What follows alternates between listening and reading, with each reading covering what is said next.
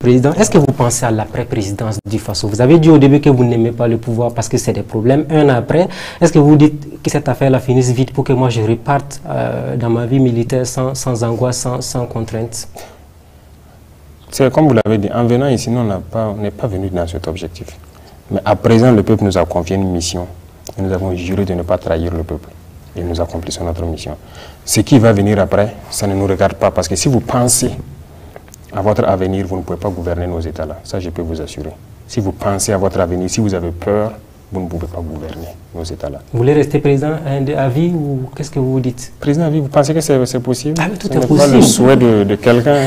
Bon, c'est vrai qu'on le voit ailleurs. Hein. Vous allez vous fatiguer à un moment donné. Est-ce que vous êtes déjà fatigué? Non. Tant que moi, je vois le peuple debout, on n'est jamais fatigué. Je vous dis que c'est une vie difficile. Et voilà pourquoi j'ai dit, si vous pensez à votre vie ou bien vous pensez à l'avenir, vous savez combien de compromissions on vient pour nous faire ici? Combien de propositions? Si nous on pensait à l'avenir, peut-être qu'aujourd'hui on serait déjà des multimilliardaires. Parce qu'il y a tellement de gros contrats. On vous envoie des valises souvent? Pas des valises. Je vais vous donner deux ou trois exemples. Quand vous prenez l'aéroport de Donsin, on vient vous négocier avec vous, il faut signer pour qu'on vous donne par exemple 5% sur les 30 ans. Si j'accepte, imaginez ça fait combien de milliards? On ne va pas hypothéquer l'avenir de notre patrie là pour ça. On n'est pas venu pour ça. Vous prenez l'hôpital de radiothérapie là, c'était mort, c'était fermé. Bogodogo. Voilà. Pendant qu'on nous a aidé à voir ça pour soigner les cancers ici. Voici des choses où on a eu des propositions. Et puis c'est des Burkinabés, hein, des milliardaires burkinabés qui sont venus nous faire des propositions voilà.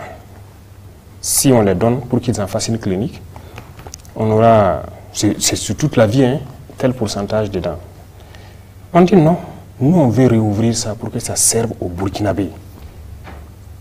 On a eu beaucoup de visites, on a eu beaucoup de propositions. On dit on ne veut pas. Et c'est réouvert actuellement. On soigne gratuitement les cancers des enfants. Cancer de prostate et de sein, c'est gratuit. C'est les autres cancers qui sont payants. Il y a beaucoup d'autres cas comme ça. Donc c'est pour vous dire, si vous pensez à l'avenir, vous, votre propre avenir, vous ne pouvez pas diriger nos États. Il y a la pression. On vous fait toutes sortes de pressions, des menaces, du tout. Mais nous sommes là pour le peuple. Voilà un vrai président qui est au service de son peuple.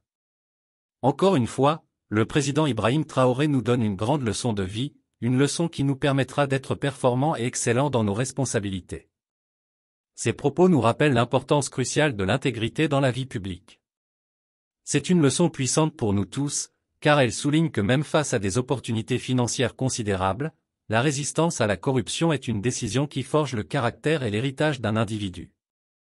Dans un monde où les tentations sont nombreuses, où la ligne entre l'éthique et la compromission peut être floue, choisir l'intégrité, même lorsque personne ne regarde, est la marque des leaders authentiques.